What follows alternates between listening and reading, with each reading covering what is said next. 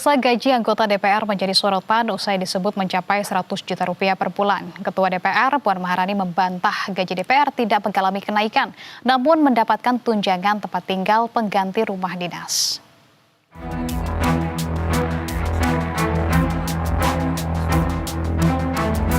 Gaji anggota DPR menjadi sorotan usai anggota Komisi 1 DPR TB Hasanuddin menyebut take home pay atau pendapatan bersih anggota DPR mencapai 100 juta rupiah setiap bulan. Jadi take home pay itu lebih dari 100 gitu loh. Hah? Per bulan Bang? Per bulan. Bukan per tahun, enggak, per bulan. Ya, begitu. Jadi kalau dapat 100 ya 3 juta ya per hari ya. Menanggapi polemik tersebut, Ketua DPR RI Puan Maharani menegaskan tidak ada kenaikan gaji bagi anggota Dewan Legislatif.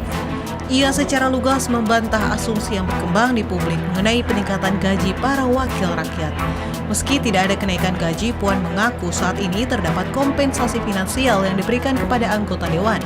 Kompensasi ini dialokasikan karena para wakil rakyat tidak lagi difasilitasi rumah dinas oleh negara.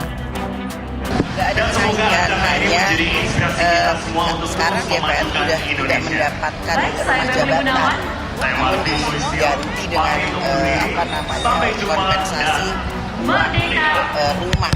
Jadi itu aja. Sekarang karena rumahnya kan sudah dikembalikan kepada pemerintah. Itu aja. Ya. Berdasarkan surat Sekjen DPR nomor B-733-RT-01-09-2024, tunjangan rumah pengganti fasilitas rumah dinas yang diterima DPR setiap bulan sebesar 50 juta rupiah. Sehingga jika dijumlahkan dengan gaji dan tunjangan yang sudah ada sebelumnya mencapai lebih dari 100 juta rupiah seperti yang dikemukakan TB Hasanuddin. Jumlah uang yang diterima anggota DPR tersebut lebih besar 2 kali lipat dari gaji dan tunjangan anggota DPR periode sebelumnya. Gaji dan tunjangan DPR diatur dalam Surat Edaran Sekretariat Jenderal DPR tahun 2010, Surat Menteri Keuangan tahun 2015. Gaji pokok diatur berdasarkan jabatan, sementara tunjangan terdiri atas 2 komponen, yaitu tunjangan yang melekat pada anggota DPR dan tunjangan lain. Jika dijumlahkan, maka seorang anggota DPR dapat membawa pulang uang setidaknya sebesar Rp54.051.903 per bulan. Jumlah ini di luar uang perjalanan dinas dan dana ke daerah pemilihan yang dulu dikenal dengan dana aspirasi. Meski demikian, Wakil Ketua DPR Adis Kadir mengatakan ada beberapa tunjangan yang mengalami penyesuaian mengikuti indeks harga barang yang berlaku saat ini, sehingga total pendapatan bersih anggota DPR mencapai 69 hingga 70 juta rupiah per bulan.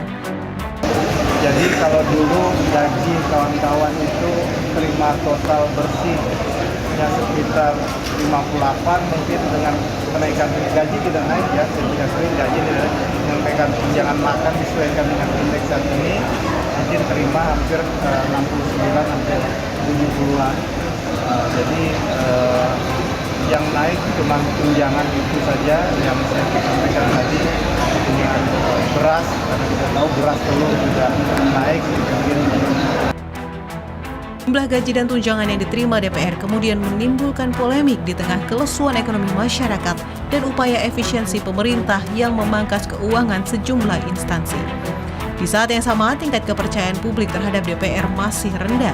Survei Indikator Politik Indonesia yang dirilis pada 27 Januari 2025 menunjukkan tingkat kepercayaan terhadap DPR berada di peringkat ke-10 dari 11 lembaga. Tim Liputan Berita 1.